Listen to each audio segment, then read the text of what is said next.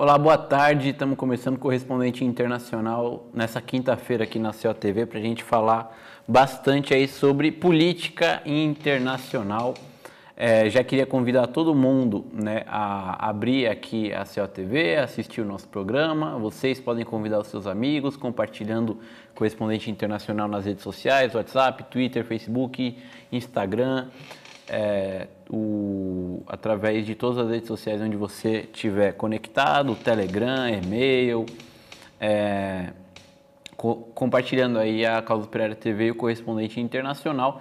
Você pode se inscrever também no nosso canal, você pode se inscrever no canal Internacionalismo também, que abriga os programas de política internacional da Causa Operária TV, como o Correspondente Internacional, o Conexão América Latina e o podcast O Mundo em Uma Hora, onde a gente também publica vlogs exclusivos aí para vocês assistirem, analisando vários aspectos aí da política internacional, além de outros vídeos também que a gente vai publicando no nosso canal Internacionalismo. Já temos quase 300 inscritos, o canal acabou de ser criado.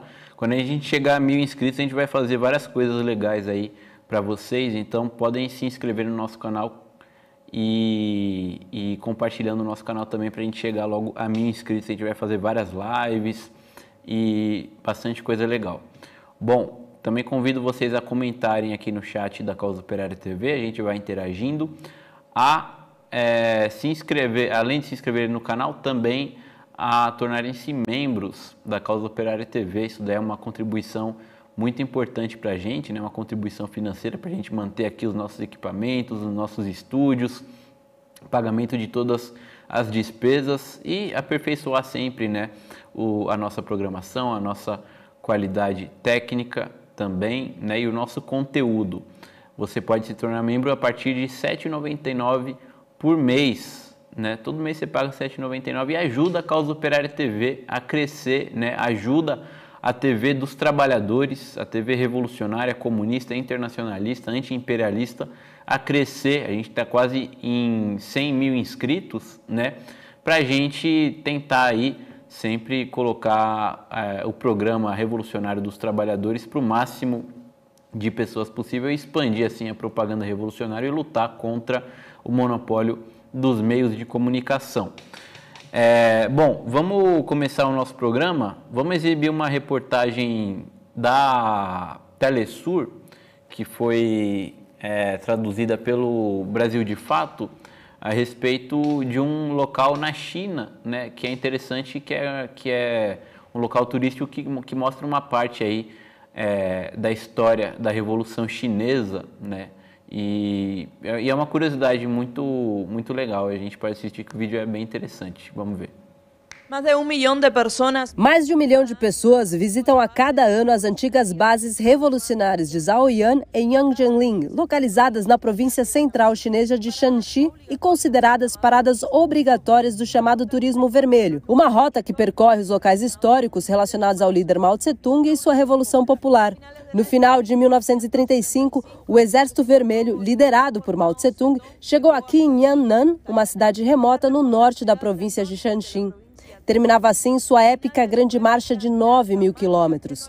A área se tornou o centro e a base de operações da Revolução Chinesa até o início de 1947 e, de acordo com os historiadores, aqui em Yan'an, os comunistas chineses passaram 12 anos aperfeiçoando as ideias políticas que seriam usadas como modelo para todo o país após a fundação da República Popular da China em 1949.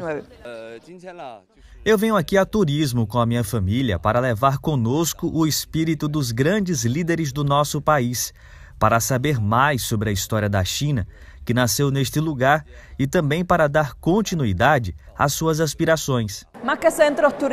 Mais do que um ponto turístico, as bases revolucionárias de Yan'an se tornaram quase um centro de peregrinação para quem quer aprender mais sobre a história chinesa. E as visitas devem aumentar ainda mais em breve, já que no dia 1º de julho será o aniversário de 100 anos da fundação do Partido Comunista Chinês.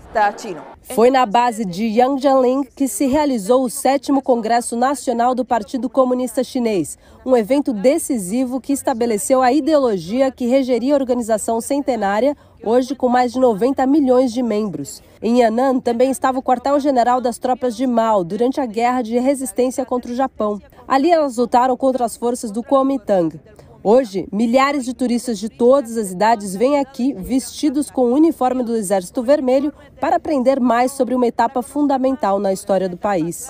Viemos aqui para comemorar o centenário do Partido Comunista Chinês e também para relembrar a história de nossos líderes, o quanto eles lutaram para conquistar a felicidade que temos hoje. Nós viemos com essa roupa, que era o uniforme usado por nossos líderes e soldados que lutaram por um país melhor.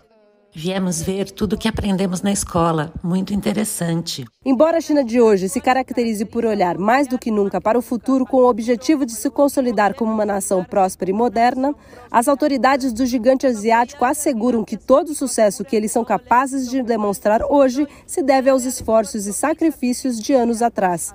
Por isso, incentivam o turismo vermelho e um olhar patriótico para o passado. A atividade é uma importante fonte de renda para algumas regiões do país, mas também uma forma de honrar aqueles que criaram a nova China que vemos hoje.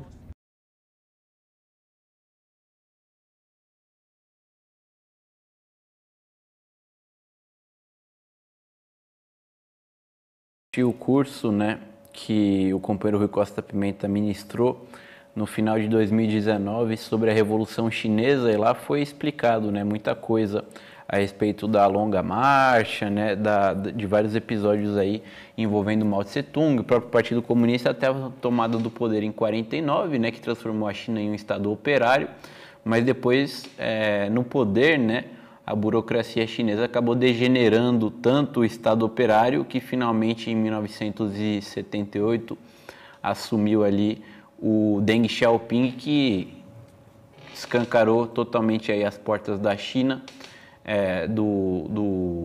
do Estado operário, e realizou a restauração capitalista na China. Hoje a China é um país capitalista, governado por uma burocracia que tem seus diversos aspectos nacionalistas, mas que é totalmente associado ao capital internacional, ou seja, ao imperialismo, aos capitalistas, E esse ano aqui o Partido Comunista faz 100 anos em meio a uma história bem de reveses, altos e baixos aí, até hoje estando no poder, controlando aí o poder contra os trabalhadores na China a favor dos capitalistas. Bom, vamos falar agora, sobre um pouquinho sobre o Irã. Houve eleições presidenciais no país na semana passada, Quem venceu foi o Ibrahim Raisi, que obteve 62% dos votos, Ele que fez a sua carreira toda no poder judiciário iraniano e é considerado aí, pelos analistas internacionais como um linha dura conservador, no mesmo sentido mais ou menos em que era considerado o antigo presidente, não o que acabou de se retirar, mas o anterior a ele, o Mahmoud Ahmadinejad, Ou seja, um cara que é adepto de uma política mais nacionalista, mais linha dura no sentido de não ter tantos acordos assim com o imperialismo, Ao contrário do Hassan Rouhani, que já teve uma política um pouquinho mais moderada, mas mesmo assim seguindo, a tradição aí da política iraniana desde a Revolução de 1979, até porque, o presidente do Irã tem ali os seus poderes, mas não é ele que realmente manda no país, O principal figura política do país, que também é a figura religiosa do país, é o Ayatollah, que é no caso, o Ayatollah Ali Khamenei. E então a política do Irã desde 79 é governada, por essa política dos ayatolás, uma política islâmica e nacionalista, né, fruto da Revolução de 79. Então, o Ibrahim Raisi, ele apenas é uma continuação aí com suas particularidades, né, da Revolução de 79. A eleição dele, né, tem vários... Pode ter vários efeitos, né, principalmente com relação aos acordos aí, às negociações com relação ao programa nuclear iraniano, que está estagnada, né, desde, se não me engano, desde 2017 ou 2016, ou 2018, né, quando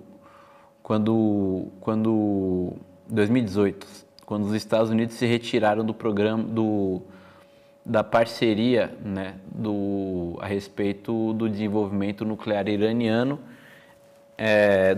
das negociações, né? E muita gente vê que nesse momento aqui, com esse novo presidente, não vai ser o imperialismo, né, os Estados Unidos, ou seja, o Ocidente, né, que eles chamam, não terá uma vida tão tranquila, né? O próprio Raisi é considerado aí um cara que não está disposto a ter muita conversa aí com o imperialismo, inclusive na área econômica. Ele seria um cara mais conservador, ou seja, no sentido mais nacionalista, de manter a economia sob o controle do Estado, né? A gente está aqui com a nossa correspondente em Nova York, a Adriana Machado, né? E boa tarde, Adriana, seja bem-vinda como sempre, né? E a questão do Irã, né, das eleições no Irã, tem muito a ver com os próprios Estados Unidos, né, uma vez que é um país que está em constante mira, né, da máquina aí de guerra dos norte-americanos, né, Adriana? Boa tarde. Boa tarde, companheiro Vasco. Boa tarde, Laísa, na produção. Boa tarde a todos os companheiros que estão assistindo a Causa Operária TV. É um prazer estar aqui de novo. Falando do Irã, o Irã faz parte aí dos países que os Estados Unidos consideram inimigos, né? E junto com a China, que a gente viu aí, a Rússia, o Irã é uma grande força contra a hegemonia dos Estados Unidos e, consequentemente, de Israel ali na área do Oriente Médio. Então, os dois assuntos que a gente vai falar hoje estão ligados, porque foram o Irã e Cuba, que a gente vai falar depois, as relações dos Estados Unidos com esses países pioraram quando o Trump perdeu as eleições. Ele aproveitou que estava saindo e resolveu colocar mais pressão sobre esses países, piorando aí as relações. O Irã, o Trump, desde quando ele era presidente, ele era muito ligado ao Netanyahu, né, de Israel, primeiro-ministro de Israel, e em 2020 ele recebeu uma lista de alvos que Israel tinha para atacar do Irã. E a gente está vendo aí que cada vez mais as tensões estão cada vez mais aumentando.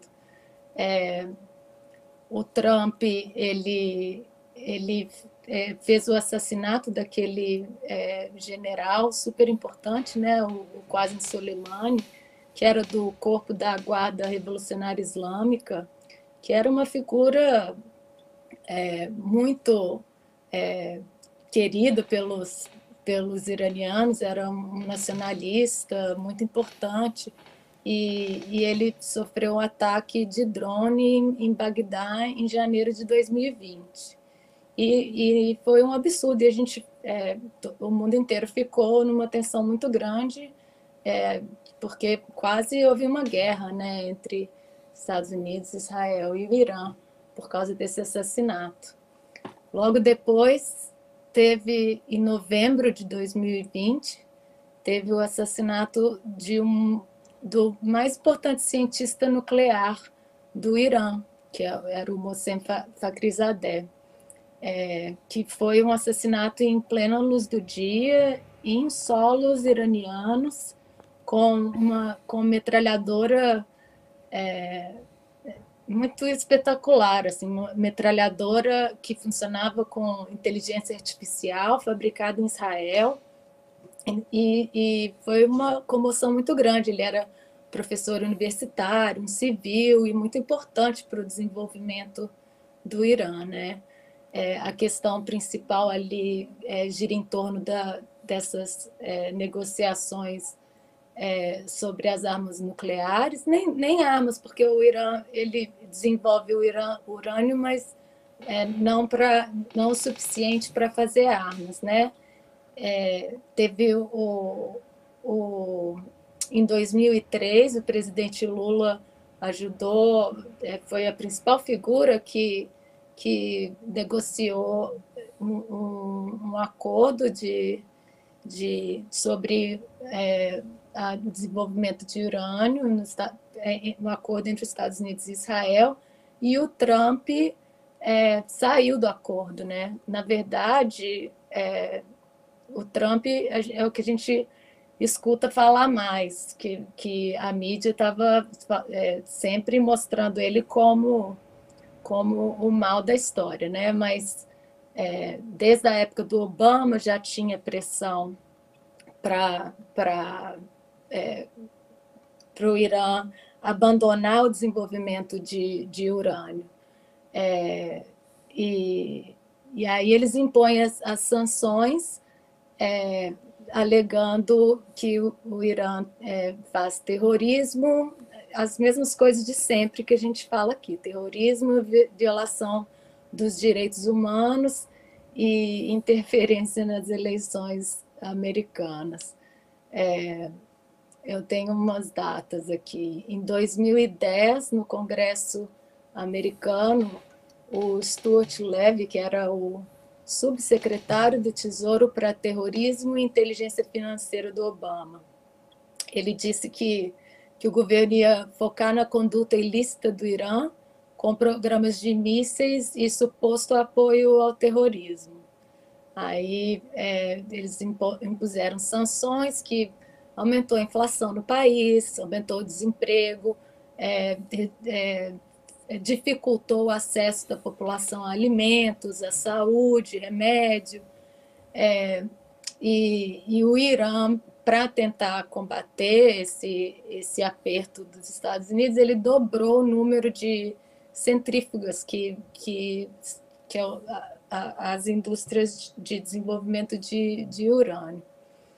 E então, em 2012, o Irã ofereceu para diminuir em 20% essa política de enriquecimento de urânio, em troca de levantar as sanções. E aí depois o Trump voltou com as sanções, e agora o Biden continua com as sanções do Trump. Não mudou nada. E o que a gente está vendo é que, além dos assassinatos dessas pessoas muito importantes no país, tem tido vários ataques, sabotagem, ataque de drone nessas instalações de desenvolvimento de urânio. Inclusive, ontem teve notícia de que houve ataque. E todas essas notícias estão sendo acompanhadas pela internet no Irã.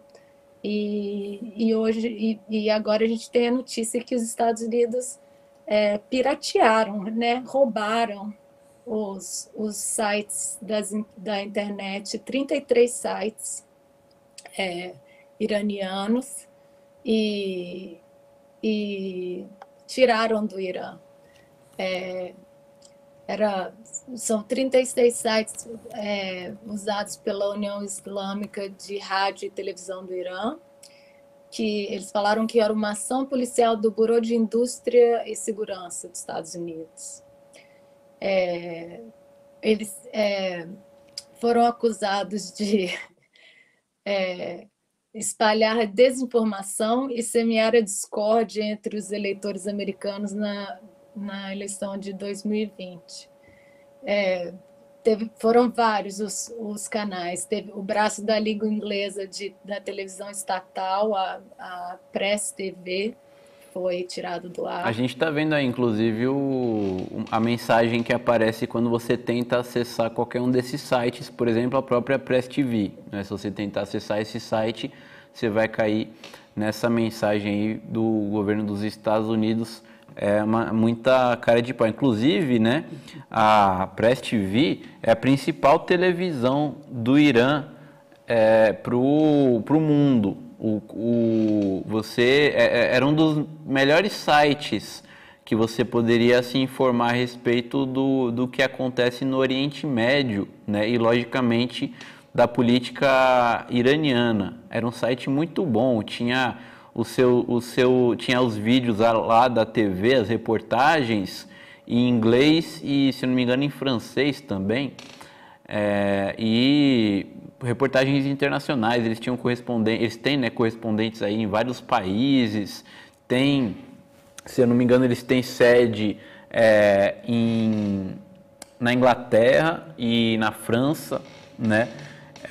Isso daí é uma clara, né, escandalosa violação à liberdade de expressão, uma censura, né, gigantesca por parte do governo dos Estados Unidos contra a imprensa iraniana, né? Então, o site é um site do Irã. Como os Estados Unidos controlam a internet, eles simplesmente derrubam esse site.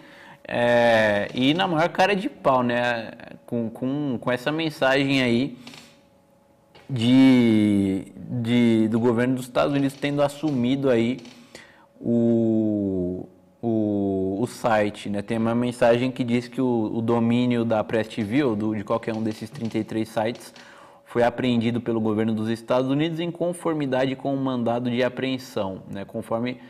Segundo eles, conforme a lei dos Estados Unidos. Mas então a lei dos Estados Unidos se aplica à imprensa iraniana? Como assim, né? Isso daí é porque a internet é dominada, né, pelos Estados Unidos. Por isso que a gente denuncia sempre que existe uma ditadura do imperialismo, né, contra a liberdade de expressão. No momento que quer, o governo dos Estados Unidos simplesmente tira do ar aí mais de 30 sites iranianos sob a desculpa que ele quiser, né? Bom, você tem mais alguma coisa para falar sobre essa questão da censura, Adriana? Tenho. É que a maioria dos sites que foram apreendidos, né, sofreram um ataque pirata dos Estados Unidos, mas eles estão falando que é apreendidos. .net e .tv, que são sites genéricos. O .tv ele pertence a um provedor lá da Indonésia, do Pacífico de Tuvalu, mas é administrado por uma empresa norte-americana. Então, eles puderam piratear, né, roubar os sites. Uma empresa chama VeriSign. E alguns desses sites foram encontrados agora com controle da Amazon. Então, você vê que existe o governo trabalhando aí com as grandes corporações para fazer essa ditadura da mídia no mundo, da imprensa do mundo. E se fosse a apreensão do site .ir, que seria do Irã, aí eles poderiam sofrer uma condenação internacional como violação da soberania, mas como não era, então eles estão passando ilesos. Bom, não, pode terminar a respeito disso, que a gente já muda de assunto já. Eu só tenho aqui mais algumas notícias alguns outros canais que foram roubados, né, do Irã. Tinha o Al-Masirah do Iêmen, que falou que chamou os atos de pirataria americanos e israelenses contra a nossa nação, que eles vão resistir. O canal de língua árabe da TV estatal iraniana Al-Aman, o site de notícias da Palestina hoje, Palestine Today, que mostra notícias do Hamas, de Gaza. Ou seja, a gente vê aí claramente, né, os Estados Unidos e Israel controlando não só militarmente, como também a imprensa, a liberdade de expressão.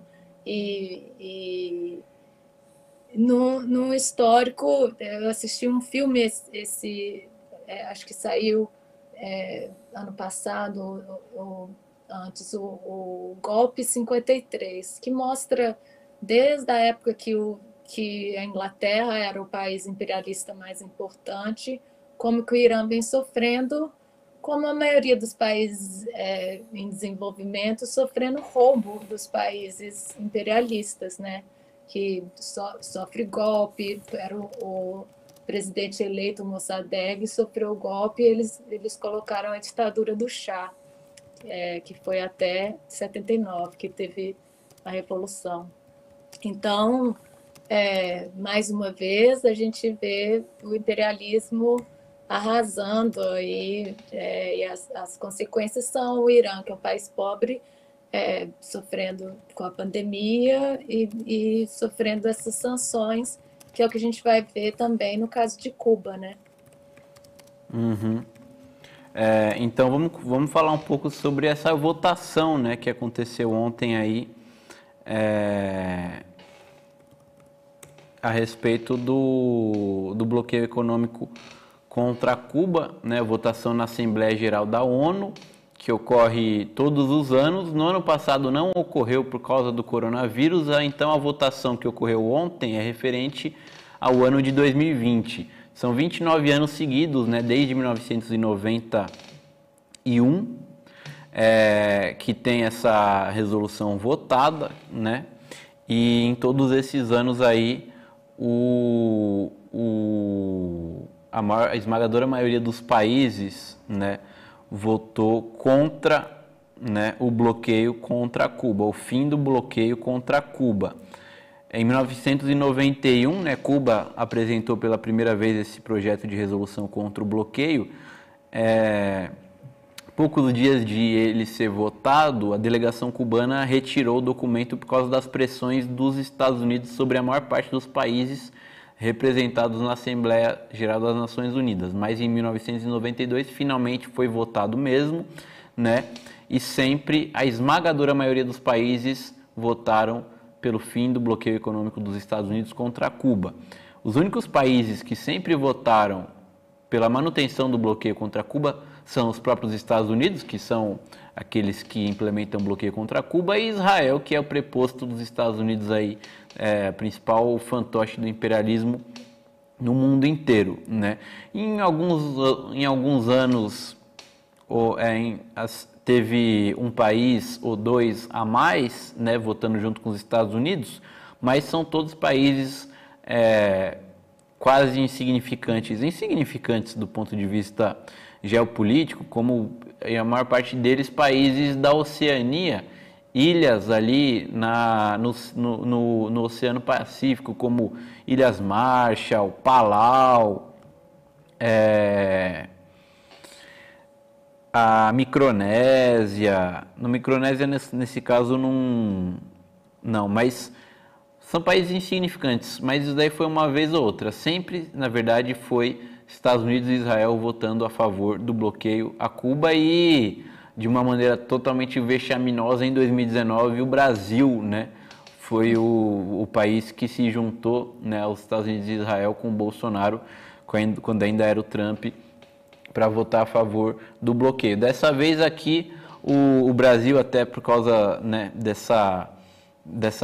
aparentemente, né, sinalizando aí essa tentativa aí de se adaptar à demagogia humanitária, né, como foi o caso da própria saída do Ricardo Salles ontem do Ministério do Meio Ambiente, né, o Brasil não votou a favor do bloqueio contra Cuba, mas também não votou contra o bloqueio contra Cuba, simplesmente se absteve, né, o que é, na verdade, uma maneira de apoiar o bloqueio contra Cuba. Foram, no total, 184 países que votaram a favor do fim do bloqueio contra Cuba, 2, Estados Unidos e Israel, a favor do bloqueio, ou seja, contra o fim do bloqueio, 3 abstenções, Brasil, Colômbia, que é também um fantoche dos Estados Unidos, governado pela extrema-direita, e Ucrânia, idem, né, esses 3 países se abstiveram, 4 países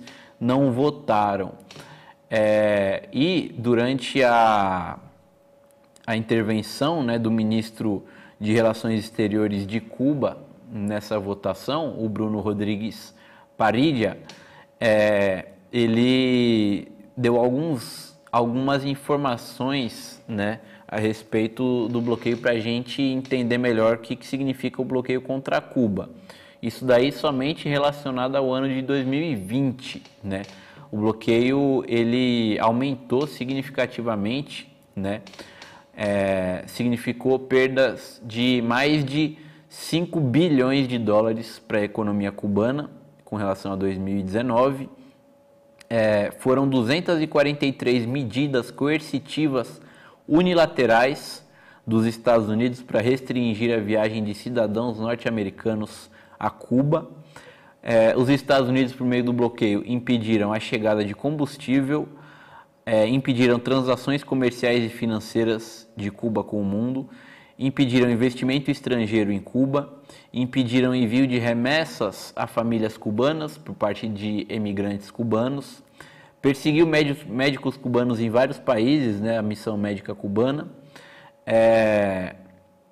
Além disso, provocou aumento do desabastecimento de produtos básicos e aumento dos preços também.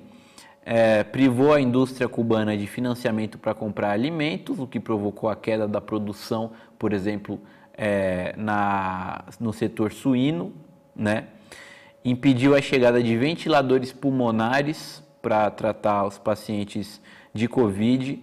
Cuba teve que gastar 300 milhões de dólares no combate ao coronavírus e teve muita falta de vários remédios ou restrição, né, de remédios como também insulina, antibióticos, calmantes, antialérgicos, etc. E também o bloqueio impediu a chegada de equipamentos de tecnologia de saúde a Cuba provenientes dos Estados Unidos. Assim, Cuba teve de comprar por um valor muito mais caro através de intermediários ou substituir esses medicamentos por genéricos de menor eficácia. O chanceler cubano ele falou o seguinte: a vida de nenhuma família cubana escapa dos efeitos dessa política desumana. E além disso, ele falou, né, sobre a questão do coronavírus. Mesmo assim, Cuba pretende vacinar toda a população até o final do ano. Cuba que tem 5 candidatos vacinais, sendo que 3 estão sendo aí já utilizados para vacinar a população cubana. Mais de 1 milhão de cubanos já se vacinou. Cuba tem cerca de 10 milhões de habitantes. Isso daí é mais ou menos 10% da população cubana já vacinada contra o coronavírus, vacinada com vacinas produzidas em Cuba, como é o caso da Soberana. Vacina Soberana 1 e 2, da vacina Abdala também. Falando em Abdala, o companheiro Ernesto Abdala Filho aqui envia um superchat que, enquanto a vacina Abdala vai fazendo bem à saúde dos cubanos, o Ernesto Abdala aqui ajuda a saúde financeira da Causa Operária TV. Valeu aqui pela contribuição. E por último, o chanceler cubano ele denunciou uma coisa que a gente queria que a Adriana comentasse mais especialmente, né? Ele falou o seguinte: nas eleições do ano passado, os democratas prometeram reverter rapidamente as ações do Donald Trump, inclusive com relação a Cuba.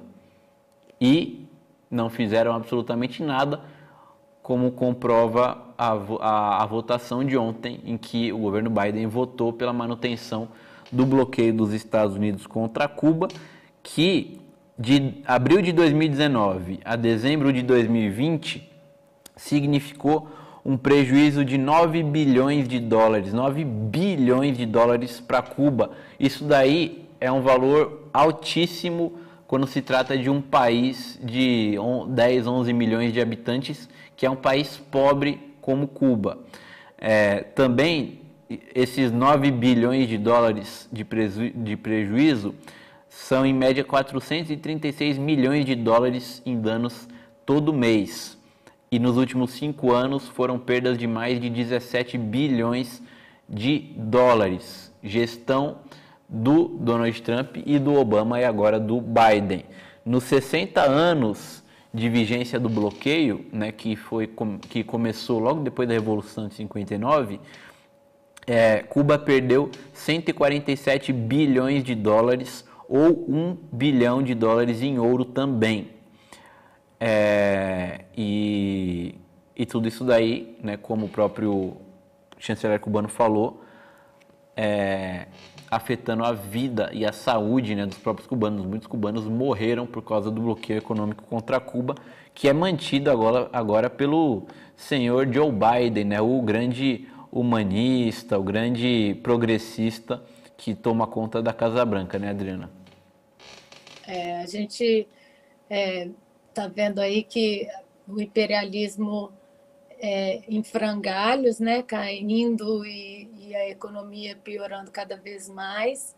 E essa coisa que a gente vê de um governo, essa alternância do governo mais fascista com o governo mais moderado para botar o pano quente, agora não está acontecendo. O Biden, que todo mundo esperava, né, acreditava que ele poderia ser mais moderado, não está acontecendo. Pelo contrário, ele está incrementando os ataques e intensificando, apesar da demagogia toda que ele faz.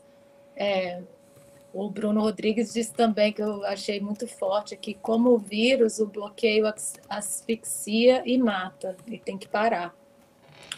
E é isso mesmo.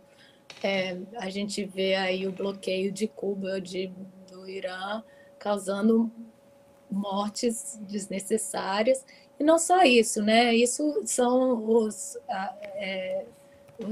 pior, mas normalmente essa votação que aconteceu sobre o bloqueio aconteceu também com as vacinas, né? Todos os países queriam liberar as patentes das vacinas e os Estados Unidos impediram, e a gente está vendo aí, até no Brasil, a nossa população morrendo, todo mundo conhece alguém que morreu. Então, é muito difícil e a gente tem que resistir. Esse bloqueio, essa alternância, né, de intensidade do bloqueio, a gente viu que... primeiro eu queria dar os números do coronavírus em Cuba, que apesar do bloqueio, eles tiveram, de 2020 a 2021, 172 mil casos de Covid, com 1.193 mortes. E, em comparação, aqui nos Estados Unidos, a gente teve 950 mil casos na cidade de Nova York. 950 mil casos e 33 mil mortes.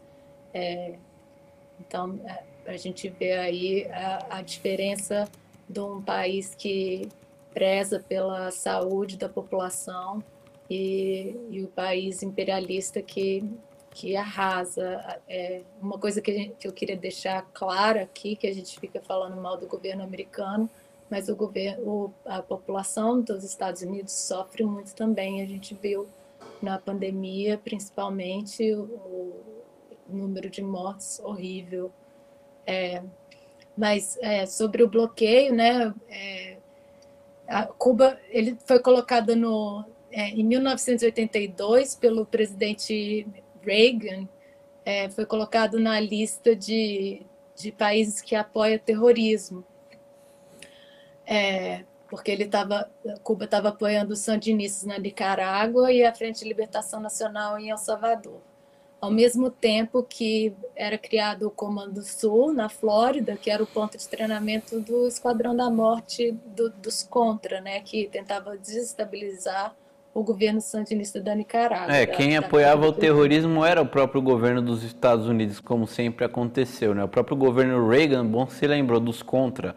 O governo Reagan, através da CIA, né, um esquema, além de ter sido um esquema assim, de forte corrupção, né, o famoso caso Irã-Contras, né, financiou os contra-revolucionários na Nicarágua e financiava os governos de El Salvador e da Guatemala e de Honduras, que eram governos de extrema direita, esses sim, governos terroristas que praticavam terrorismo de Estado e que financiavam o governo ditatorial da Argentina também, que sumiu com 30 mil pessoas, né? E esses governos aí, eles adotavam prática de terrorismo, eles tinham, como você falou, esquadrões da morte, né?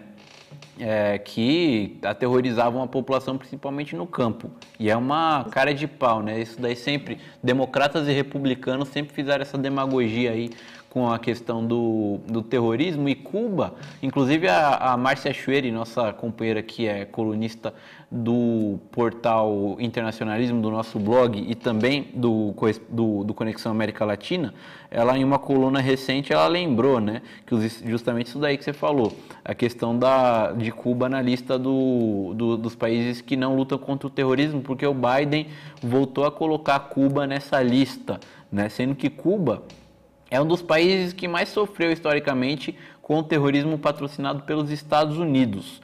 O próprio Bruno Rodrigues, na intervenção dele na ONU, ele lembrou que o terrorismo contra Cuba, patrocinado pelos Estados Unidos, terrorismo mesmo assim, de queda de avião, de explosões, tudo mais que aconteceu desde o início da Revolução Cubana, né, matou 3.400 cubanos. E o grande personagem nisso tudo, né, o mais famoso, foi o Luis Posada Carriles, né, que foi um cubano-americano que fugiu, né, com a família dele, fugiu de Cuba logo após a Revolução, foi para Miami, lá foi treinado e foi utilizado pelas agências de espionagem de inteligência dos Estados Unidos em uma série de ações justamente nesse tipo de ação, de queda de avião, de explosões, que matou um monte de cubanos. E ele, depois de velho, né, foi viver nos Estados Unidos, na Flórida, e lá morreu de causas naturais aos 90 anos de idade, viveu tranquilamente nos Estados Unidos, né? Então, Cuba é o principal, um dos principais alvos do terrorismo, e os Estados Unidos são o principal apoiador do terrorismo, na verdade. Eles que criam, na verdade, o terrorismo, né, Adriana? A gente viu semana passada, falei daquele vídeo que saiu sobre como que eles incitaram ou tentaram dar o golpe na Nicarágua em 2018, né? Então, eles colocando o bloqueio a Cuba por causa do apoio à Frente de Libertação, enquanto eles fazem em 2018, agora eles estão fazendo de novo, mas em 2018 fizeram o que fizeram no Brasil, financiaram a mídia e tentaram dar o golpe, e foram centenas de pessoas mortas. Mas em 2015, o Obama, nessa política de tentar colocar panos quentes e se colocar como presidente democrático e liberal, ele tentou normalizar as relações com Cuba, mudando um pouco as regras do bloqueio. Mas assim que o Trump entrou, ele foi intensificando, igual você falou, foram centenas de medidas coercitivas. Ele começou restringindo viagens, depois ele foi impedindo que os americanos ficassem em propriedades do governo, restringiu a importação de álcool e tabaco, e o que ele falava era que eram medidas como parte da luta contínua contra a opressão comunista, foi o que o Trump falou. Ele falou que o governo Obama-Biden fez um acordo fraco e patético e unilateral com a ditadura de Castro, que traiu o povo cubano e enriqueceu o regime comunista. Aí ele cancelou a traição de Obama-Biden. É uma loucura. Ele, inclusive, anunciou essas medidas na Casa Branca em frente a um grupo de 20 veteranos da Brigada 2506, que era o grupo de exilados cubanos que foi patrocinado pela CIA para invadir a Baía dos Porcos para tentar derrubar o governo de Fidel Castro. Eu não quero que ninguém fique nervoso e saia por aí queimando as coisas, porque dá muita raiva. Mas, por exemplo, o Steve Mnuchin, ele falava: estamos tomando medidas adicionais para isolar financeiramente o regime cubano. Os Estados Unidos responsabilizam o regime cubano pela opressão ao povo cubano e pelo apoio a outras ditaduras em toda a região, como o regime ilegítimo de Maduro na Venezuela.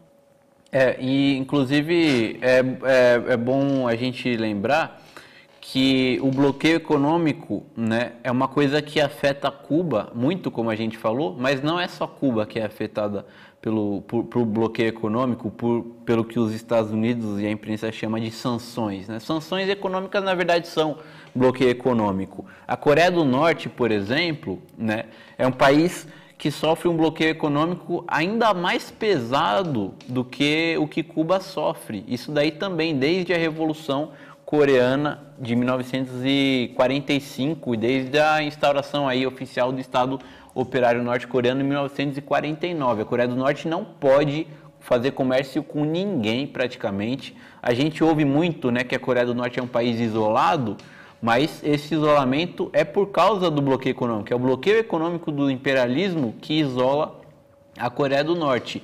Se fala muito, né? Sempre se falou muito a respeito da fome, da miséria, tudo mais que vive a Coreia do Norte. Também não é tudo isso que a imprensa fala, é muita manipulação, mas é um país muito pobre, sim. E muito pobre por quê? Por causa do bloqueio econômico que os norte-coreanos sofrem. Inclusive, na semana passada, houve uma reunião do Comitê Central do Partido do Trabalho da Coreia, na qual foi dado um informe dizendo que, por causa do bloqueio econômico que a Coreia do Norte sofre, as colheitas foram muito prejudicadas e haverá uma escassez ainda maior de alimentos para a população coreana, né?